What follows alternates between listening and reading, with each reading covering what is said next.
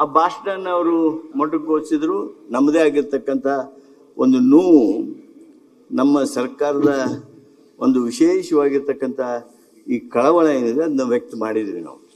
ನಾವು ಪತ್ರಿಕಾ ಪರಿಷತ್ನೊಳಗೂ ಮಾಡಿದ್ದೇವೆ. ನಾಳೆ ಸಾರ್ವಜನಿಕ ಭಾಷಣಗಳಲ್ಲೂ ಮಾಡ್ಬೋದು, ಅದು ಬೇರೆ.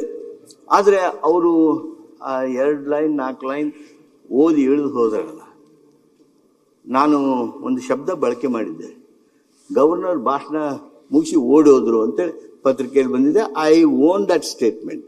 It is not that I deny that statement. Ashok ಅವರು ನನ್ನ ಮೇಲೆ ಒಂದು ಅಲಿಗೇಷನ್ ಮಾಡಿದರು. ನಿನ್ನೆವರೆಗೆ ಅವ್ರ ಅಲಿಗೇಷನ್ ಏನಿತ್ತು ಅಂದರೆ, ನಾನು ಹೋಗಿ ರಾಜ್ಯಪಾಲರನ್ನ ತಡೆಯೋದಕ್ಕೆ ಹೋದರು, ನಾನು ಇಲ್ಲಿಂದ ಅಲ್ಲಿಗೆ ಓಡಿ ಹೋಗಿದ್ದಕ್ಕೆ ಯಾವ ಕಾರಣಕ್ಕೆ?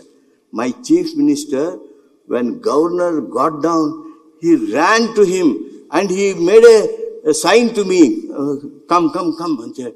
ನಾನು ಅವ್ರಿಗೆ ಓಡಿ ಹೋಗೋಣ ಆಗಲೇ 4 ಹೆಜ್ಜೆ ಆಗಲೇ ರಾಜ್ಯಪಾಲರು ಮುಂದೆ ಹೋಗಿಬಿಟ್ಟಿದ್ರು. ಅದನ್ನು ನೋಡಿ ಅವರು ಬಹುಶಃ ಆ ರೀತಿ ಆಪಾದನೆ ಮಾಡಿದ್ದಾರೆ ಅಂತ ಭಾವಿಸಿದ್ದೇನೆ. ನಂಗೆ ಗೊತ್ತಿಲ್ಲ, ಅವ್ರಿಗೆ ವಿಶೇಷ ಗೊತ್ತು. ನಾವೆಲ್ಲ ಅವ್ರ ಹಿಂದೆ ಹೋದ್ವಿ. ಅಧ್ಯಕ್ಷರೇ, ಮೈ chief minister, myself and council and assembly chief whips, we went up to the car, bid goodbye. ತಾವೆಲ್ಲ ಇದ್ರಿ. ನಮ್ಮ ಚೀಫ್ ಮಿನಿಸ್ಟ್ರು ಅವ್ರಿಗೆ ಶೇಕ್ ಹ್ಯಾಂಡ್ ಮಾಡಿ ಅವ್ರಿಗೆ ಕಾರ್ನಲ್ಲಿ ಕೂಡಿಸಿ ನಾವು ಅವ್ರು ಕೂಡಿ ವಾಪಸ್ ಬಂದ್ವಿ. Is that the insult made by government any time? Yes, he did not read in full. There were some slogans ರಾಜ್ಯಪಾಲರು ಓದಬೇಕಾಯ್ತು. I got up and said, under 176(1), Your Excellency, you are bound to read the Constitution ಅಂತ ಹೇಳಿದೆ. ನಾನು ಸಂವಿಧಾನವನ್ನು ರಕ್ಷಣೆ ಮಾಡೋದು ನನ್ನ ಜವಾಬ್ದಾರಿ ಹೌದಲ್ಲ.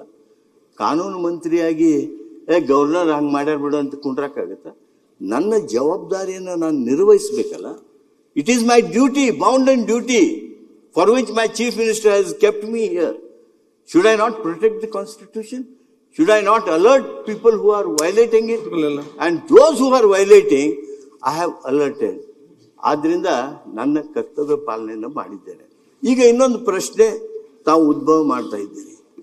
ಕೆಲವು ಸದಸ್ಯರು ಅಲ್ಲೇ ಅಡ್ಡ ಹಾಕಿದ್ರು ಅಂತ ಹೇಳಿ.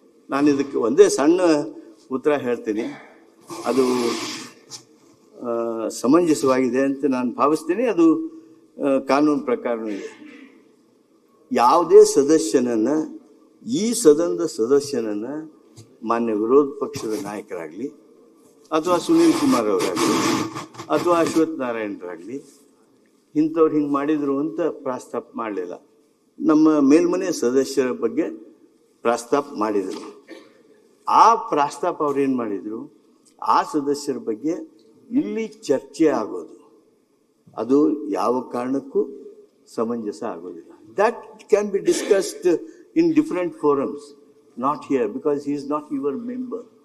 If any member of your house, if he has made anything or if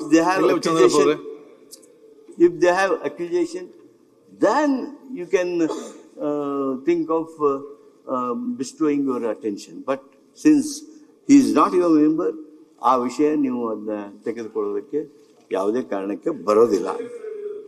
ಆಯ್ತು, ಚರ್ಚೆ ಮಾಡಬೇಡಿ. ಚನ್ನಬಸಪ್ಪ ಅವ್ರ ನೀವು ಮತ್ತೆ ಮಾತಾಡ್ರಿ, ನಂದೇನು ಅಧ್ಯಕ್ಷರೇ.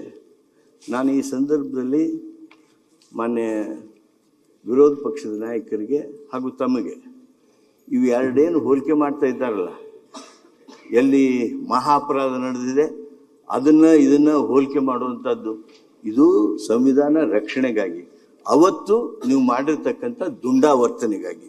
ಆ ಕಾರಣಕ್ಕೆ ಇವೆರಡನ್ನೂ ಹೋಲಿಕೆ ಮಾಡ್ಕೊಳ್ಳೋದಕ್ಕೆ ಹೋಗಬಾರ್ದು. ಈ ಬಗ್ಗೆ, ಈ ಸಂವಿಧಾನದ ವೈಲೇಷನ್ ಬಗ್ಗೆ, ಆಮೇಲೆ ಭಾಳ ಮಂದಿ ಹೇಳಿದ್ರು ಅಲ್ಲಿ ಬ್ಯಾಂಡ್ ಬಾರಿಸಿಬಿಡ್ಬೇಕಾಗಿತ್ತು. ಸ್ನೇಹಿತರೊಬ್ಬರು ಹೇಳಿದ್ರು ಬ್ಯಾಂಡ್ ಬಾರಿಸಿಬಿಡ್ಬೇಕಾಗಿತ್ತು, ನ್ಯಾಷನಲ್ ಆಂಥಮ್ ಹಾಡ್ಬಿಡ್ಬೇಕಾಗಿತ್ತು. ಅವರು ಅದು ಜೈ ಹಿಂದ್ ಅಂದವರ ಹೊರಟೆ